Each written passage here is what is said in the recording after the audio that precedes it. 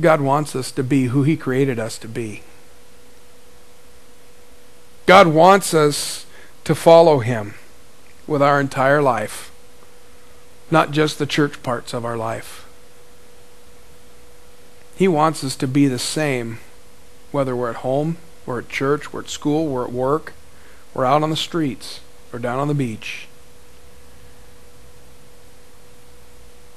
Because if we're putting on different masks in front of different people, effectively, we're lying to somebody. We're being dishonest about who we are. Now, are there times where we have to be more behaved than others? Absolutely.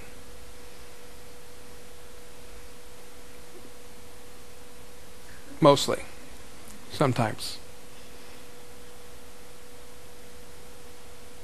Yes, but I get to be myself in all situations. Not only is there more confidence in that of who I am, there's a whole lot more freedom to be the same all the time. I don't have to be worried about, what's so-and-so going to think? What are they going to do if I act this way in front of them? I don't care. It's who God created me to be. I'm going to be this way. And when we learn that small step, we will learn how to be worshiping God unrestrainedly.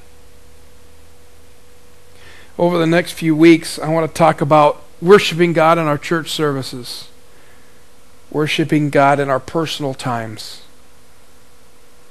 and how we can worship God in every time that we have.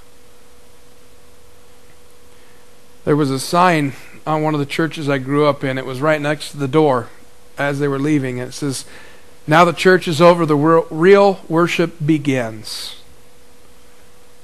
How we worship God every day in our lives. It's easy to come into church and sing the songs and maybe even clap our hands a little bit or put our hands up in the air and woo-hoo, go God. But can you do that when you walk out the door? And you get all excited about, ooh, man, we had such a great day at church today, and I'm going to walk through the door and somebody bursts your bubble. Can you still worship God then? Can you still worship God when everything's going great, and then all of a sudden you get that one phone call that you dread from that one person you cannot stand?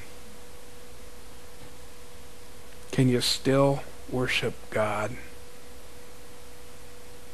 Not only do I suggest that you can still worship God, I suggest that that's probably the best time to worship God.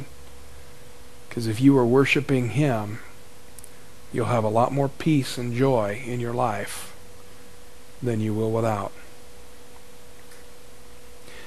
Unrestrained worship, undignified worship. See, it's easy for me. I'm not very dignified as it is. If you don't believe me, spend 10 minutes with me and you'll find out pretty quick, especially in a public place. Because I like being undignified in front of people. I find it amusing. Now, I don't think I'm ever going to dance around naked in front of people. In fact, I don't think I'm going to dance around naked not in front of people. But I will be even more undignified than this if it means worshiping my God and lifting Him up. Next week, we're going to spend some time in Romans chapter 12 talking about our spiritual act of worship. It's a great passage. I suggest you read it before we get here next Sunday. It's a good one. But go this week. Be yourself in all situations. Don't let the people you're around control who you are.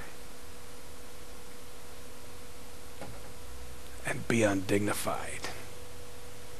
You'll have a lot of fun doing it, I promise.